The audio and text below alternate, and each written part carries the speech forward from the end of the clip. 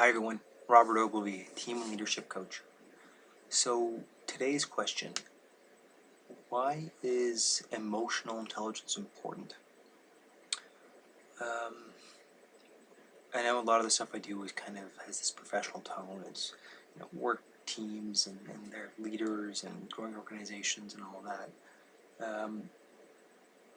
But EQ is important because it's a touchstone of how we can choose to start relating to ourselves and ultimately grow and become better people.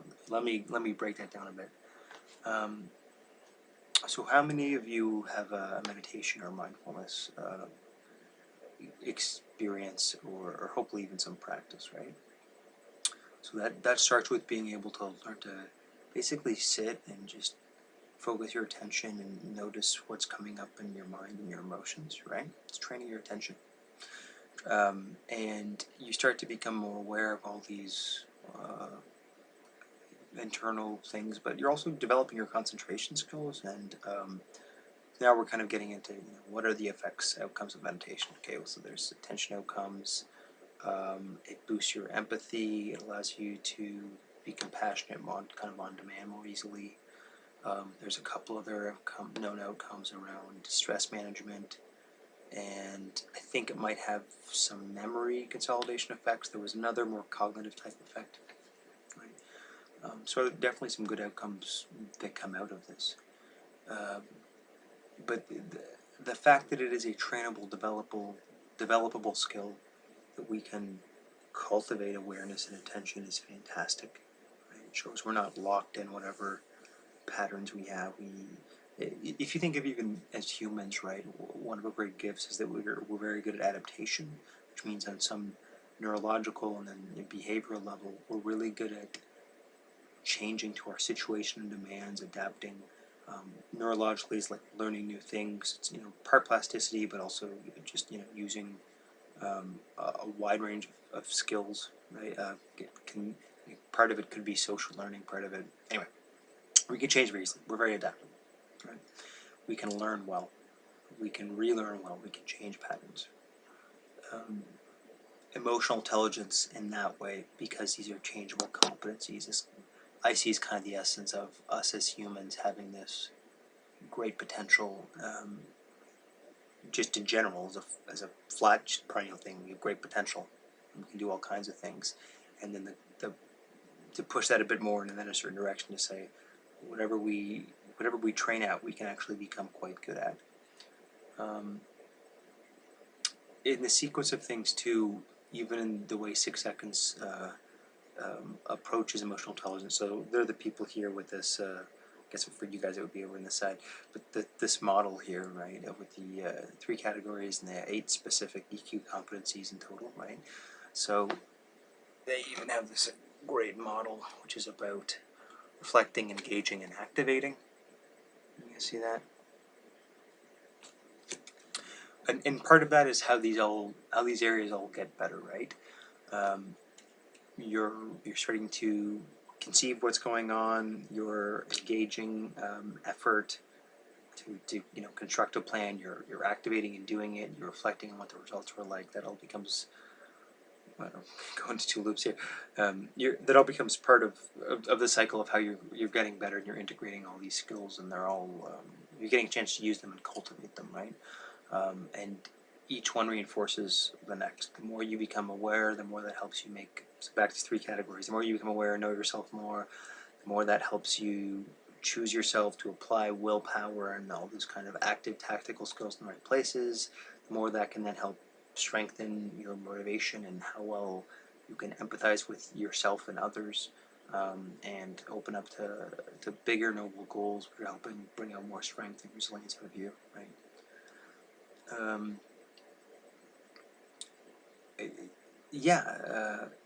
It's just this touchstone for our human capacity of what we can do with ourselves. On the high end, it's not just some perennial sense of potential. It's mastery, right? It's really becoming excellent at something. If you think of the best professionals they're not just bright people, they're not just high IQ people. they have a good amount of EQ skills, right? They have like, they can spot patterns very well. They have great intrinsic motivation that they can just willpower through things if needed. They can think win-win, so consequential thinking. They know when to stop and go and how to bring people together on the, what thing will bring people together on a project or decision or some point, right? They're optimistic. They have a good never say die attitude, or at least the perennial ability to summon drive to put towards problems.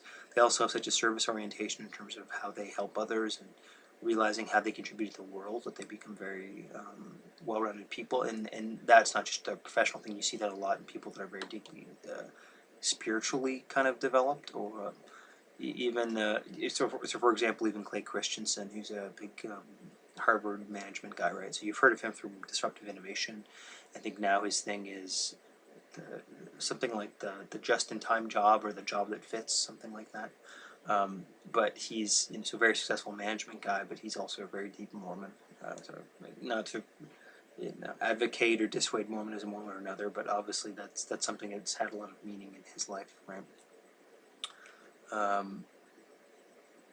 So just in general, we might talk about them in the specific sense of like EQ competencies, but really this is our own human capacity we're trying to bring out, or this is our own potential we're trying to bring out and cultivate. And the fact that that is possible, that is research-based, scientifically possible, it's a great confirmation of this, right? We're not locked into our bad habits or what we are right now. We do have the capacity for change.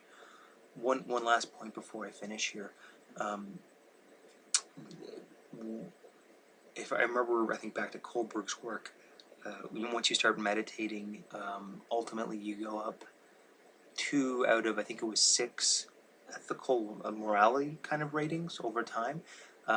So what's one of the reasons that happens, right? As you start ruminating on yourself and your past and kind of your beliefs about yourself and what you hold to be true in the world, right? That it builds this awareness, which becomes an important driver, an important variable to then develop morally, ethically, right?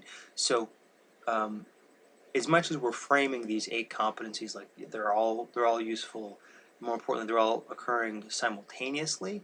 I think actually once we dig more into this, and I think I'm kind of starting to stretch some of the limits of the research here, so I don't want to overstep this too much.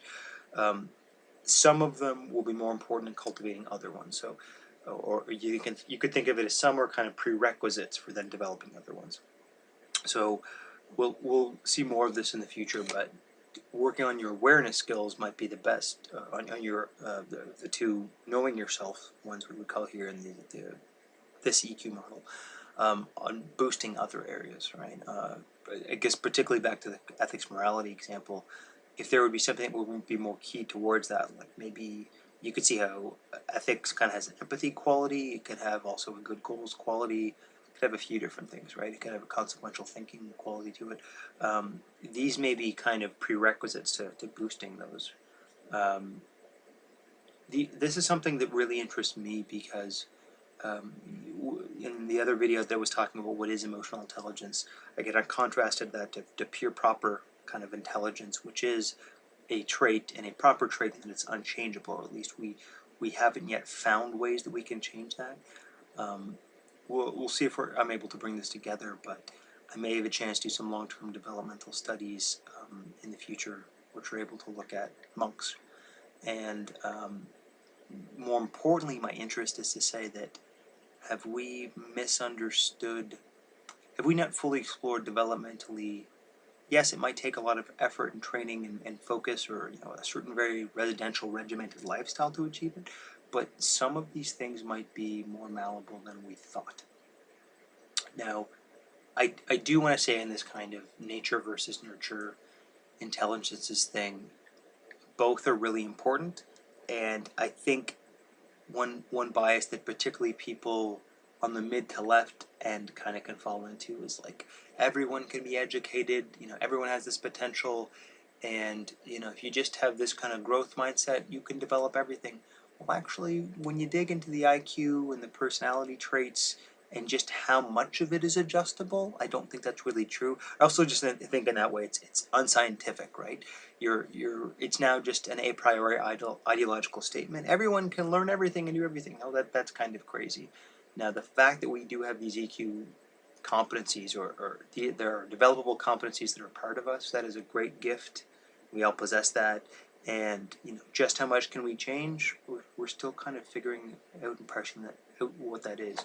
But if we can develop or even clarify existing long-term, think of them as emotional training, cognitive training regimens, who would be the people that would have figured out that kind of advanced mind training, advanced mind science, advanced emotional training?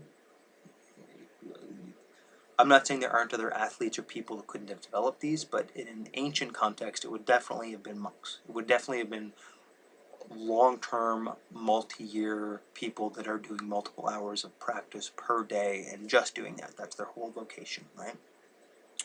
Now, then obviously the performance kind of coach in me wants to understand the mechanisms of why this is happening and what outcomes we see. Anyway, so regardless of the fact of what research I might be able to do in the future, these questions about what we can develop over time and what if we throw enough resources and just the right methods, the right techniques, which will actually start to actually modify even things we maybe even once thought unmodifiable over time, we shall see. But again, this is, if we were just holding this as a belief, that would essentially be a spiritual thing, right? It would be a view or an attitude, right? This is a scientific hypothesis to be tested, right? If someone does does 5 hours of sitting shamatha meditation for 5 hours a day for 12 months straight, how does that affect their recognizing patterns, their enhanced emotional literacy, their pursue noble goals? We'll find out. And obviously, this gets into research design stuff. Have you baselined it enough before? Is there something else self-selected about this group that is driving this? Some other predictors or things that can parse? We're dealing kind of with regression, right? Are there other variables that could better predict the outcomes that we're looking at? And these are all juicy things we'll dive into. But emotional intelligence is part of our own human gift to grow and develop and get better over time. Alright, this video has gone on far too long.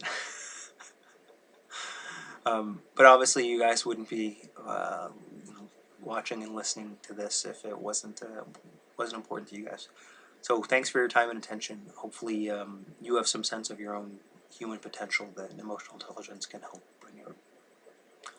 I'm Robert Ogilvie, team and leadership coach. Talk to you guys soon.